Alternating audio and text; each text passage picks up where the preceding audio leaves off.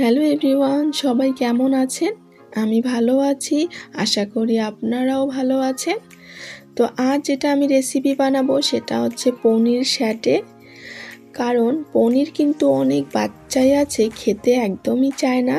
মানে আমি নিজেও কিন্তু পনির খুব একটা ভালোবাসি না। যখন এই রেসিপিটা আমি বানালাম, তো এইটা খেয়ে আমার এত ভালো লাগছিল, তখন মনে হলো যে আপনাদের সঙ্গেও শেয়ার করি। কারণ অনেক সময় হচ্ছে বাচ্চারা একদম পনির খেতে চায় না, তো আপনারাও যদি চান এইভাবে বানিয়ে দিতে পারেন, বাচ্চারা কিন্তু একদম চেটেপুটে খেয়ে নেবে। তো দেখতেই পাচ্ছেন এখানে আমার লাগবে পনির, সেটাকে আমি কিউব করে কেটে একটু জলে ভিজিয়ে রেখেছি। আর হচ্ছে ক্যাপসিকাম নিয়েছি একটা, আর পেঁয়াজ নিয়েছি দুটো, সেগুলোকেও আমি কিউব করে কেটে নিয়েছি। এবার হচ্ছে একটু মেখে নেব। তো পনির দিয়ে দিলাম, পেঁয়াজ দিয়ে দিলাম, আর হচ্ছে ক্যাপসিকাম, আর এগুলোকে আমি একটুখানি লবণ আর লঙ্কার গুঁড়ো দিয়ে হালকা মেখে নেব। তো হাত দিয়ে মাখতে হবে না, একটু টস করে নিলেই হয়ে যাবে। আর এখানে একটা কথা বলবো, আমার অনেক বন্ধুরাই আছে এখনও অবধি কিন্তু চ্যানেলটিকে সাবস্ক্রাইব করে দেয়নি। তো বলবো প্লিজ আপনারা আগে গিয়ে আমার চ্যানেলটিকে সাবস্ক্রাইব করে দিন, আর সাথে বন্ধুদের সঙ্গে শেয়ার করে দিন। তো এবার দেখতেই পাচ্ছেন আমি কাঠির মধ্যে কি সুন্দরভাবে গেঁথে নিচ্ছি।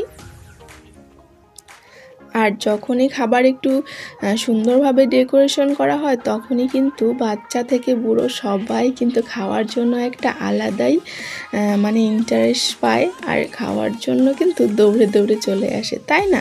তো সেই জন্যই হচ্ছে আমি এটা বানাচ্ছি, খুবই হেলদি আর খুবই কম মশলায় বানাবো, দেখতেই পাচ্ছেন। আর আমার রেসিপিগুলো না সব সময় ইউনিক হয়, আর সব সময় কিন্তু একটু আমি হেলদি আর ইজিভাবে দেখানোর চেষ্টা করি। সেই জন্যই কিন্তু আপনারা আমাকে অনেক ভালোবাসা দিয়েছেন। আশা করি যদি ভালো লাগে আপনারাও ঘরে একবার ট্রাই করবেন, আর কেমন হয় সেটা কিন্তু কমেন্টে বলতে ভুলবেন না। আমার একে একে কিন্তু সবকটা বানিয়ে নেওয়া হয়ে গেল। দেখুন কি সুন্দর হয়েছে। এবার আমার একটা ব্যাটার তৈরি করতে হবে।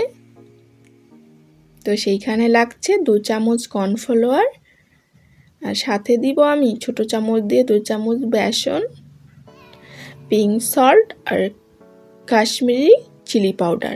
পিঙ্ক সল্ট বলতে যে পিঙ্ক সল্টই দিতে হবে এর কোনো মানে হয় না, যে কোনো সল্ট দিলেই হয়ে যাবে। স্বাদ মতো সব কিছুই দেবেন। সামান্য একটু জল দিয়ে এটাকে কিন্তু সুন্দরভাবে একটা স্মুথ ব্যাটার তৈরি করতে হবে, খুব বেশি কিন্তু পাতলা করবেন না। এরকম করতে হবে যাতে পনিরের গায়ে লেগে থাকে, তাহলে কিন্তু খেতে খুবই ক্রিস্পি হবে আর খুবই মজা লাগবে। এখানে আমি ফ্রাইং প্যান বসিয়ে দিয়েছি, আর আমি সাদা তেল দিয়ে দিলাম একদম অল্প, 2 চামচেরও কম। কারণ বললাম না আমি হেলদি খাবার বানাচ্ছি, তো সেই জন্য কিন্তু তেলটার উপরে আমার খুবই নজর। তেল আমি খুব বেশি খেতে চাই না, বা ওই জন্য আমার রেসিপিগুলোতেও আমি তেল খুবই কম ইউজ করি।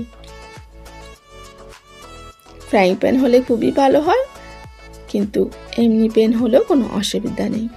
এবার হচ্ছে ব্যাটারে আমি সুন্দরভাবে কোট করে নিলাম। এবার তেলটা যখন ফুটে উঠেছিল, তখন আমি সুন্দরভাবে একে একে স্যাটেগুলোকে দিয়ে দিলাম।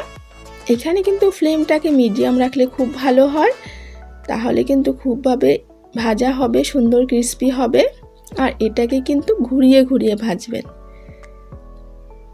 দেখতেই পাচ্ছেন কত ইজিলি হয়ে গেল, আর কত অল্প সময়েই হয়ে গেল। তো যখনই বাচ্চারা চাইবে না, তখনই এইভাবে বানিয়ে দেবেন।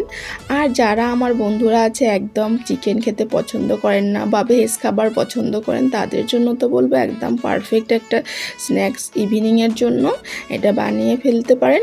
খুবই জুসি, খুবই ক্রিস্পি, ভিতরটা যেমন জুসি, বাইরেটা কিন্তু একদম ক্রিস্পি, খেতে কিন্তু অসাধারণ হয়েছে। এটার সঙ্গে চাটনি নেবেন বা সস নেবেন, আরও বেশি মজা লাগে।